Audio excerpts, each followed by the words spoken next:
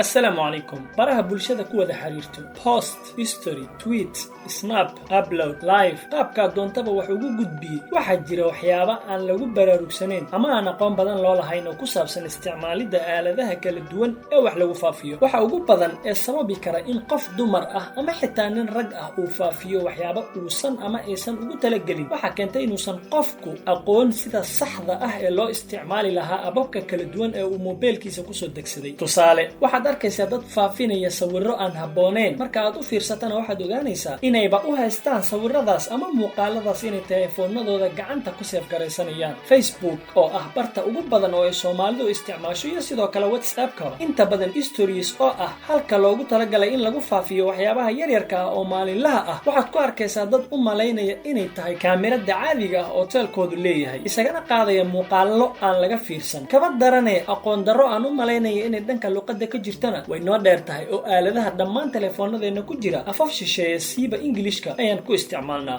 dadka sidaas aan u baraarugsanayn markaad qaarkood kala hadasho unbay ku baraarugayaan ayagoo leh allah wallaahi ma ogeyn war hooy aad ha looga feejignaado waxyaabaha la faafinayo. bal markan waxaan u milicsanaynaa dhanka wargudbinta. sidee bay wararka ugu gudbiyaan baraha bulshada ku xiriirto warbaahinada kala duwan ee dunida ka jira? annagana sidee baan wararka ugu gudbinaa baraha bulshada ku xiriirto ama warbaahinteena u gudbisaa ama xitaa dadkeena caadiga ah u gudbiyaan? intaan ka warhayo markaa u fiirsato wadamada Yurubiyaanka ah ama warbaahinada hoostaga dalalka reer galbeedka ah looma ogola in haddii wax dhacaan ay adeegsadaan sawirro ama muuqaallo argagax leh sida dad gubanaya, qof toos loo tooganaya, qarax dhacaya, dagaal toos u socda. tusaale mar aan sidaas u fogeyn waxa magaalada Wien ama Vienna oo ah caasimadda waddanka Austria ka dhacay weerar dad lagu dilay. qof ka mid ah dadka rayidka ah ayaa faafiyay muuqaallo toogasho ah. dowladda dalkaasi waxay amartay in laga saaro muuqaaladaas baraha bulshada ciddii faafisan ay ciqaab mutaysanayso. imise qof ama wariye ayaa la ciqaabi lahaa bay kula tahay haddii Soomaaliya muuqaalada laga soo gudbiyo la isku ciqaabi lahaa? inkastoo ay nala qabaan ummado badan oo aan la barin habka wax loogu qoro ama loogu gudbiyo baraha bulshada haddana annaga waxaa noo dheer markii dhib meel ka dhaco mabaadka in qof meesha jooga uu soo gudbiyo muuqaallo aad uga naxayso ama xitaa aysanba il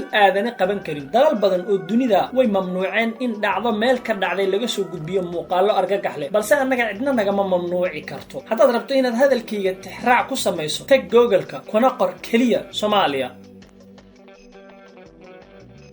ma aragtaa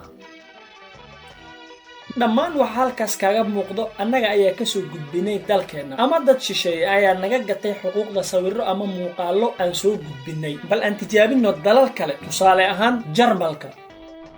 ma aragtaa waxa noo soo baxay ummad waliba dhib gudaheeda waa uu ka dhacaa laakiin inta badan waa la qariyaa ama xitaa uga yaraan marka la gudbinayo wax dhacay waxaa la soo qaataa keliya muuqaallo caadi ah sida askar ama sawir astaan ka mid ah astaamaha magaalada lagu yaqaano. reer war degdeg ahow wax wanaagsan la soo degdega ama xitaa naga qariya muuqaalada argagaxa leh oo argagax waxaa nooga filan qaabkaad warka u tabisaan. waxaan bogaadinayaa dhammaan cid waliba oo xil iska saartay sidii maanta ay muuqaal qurux badan uga soo gudbin lahayd Soomaaliya. qaarka nool iyo waliba qaarka naftooda kuwaye intii ay ku guda jireen inay dunida tusaan waxaan haysano sida aan u noolnahay iyo inaan nahay ummad wax waliba Ilaahay u dhameeyay laakiin lagu imtixaanay sidii ay u garan lahaayeen qiimaha iyo nicmada dhex taalo dalkaas. ugu dambeyn haddii aadan ugu yaraan muuqaallo qurux badan ka gudbin karin dalkaas quruxda badan ee Soomaaliya ha ka soo gudbin muuqaallo argagax leh. adigoo og iyo adigoo ogeynba waxaad meel kaga dhacaysaa jiritaankaaga iyo dadnimadaada waaba haddii ay weli intaasi jirtay. xusuusnaaw muuqaalka aad maanta faafinayso waxba kama duwanaan doono kuwii 30 sano ka hor laga faafiyay Soomaaliya. waliba xilligaas bara bulsho oo lagu xiriiro ma jirin oo dunida si fudud isuma gaarsiin karin muuqaalada qaar. war hooy muuqaal argagax leh waan ka daalnay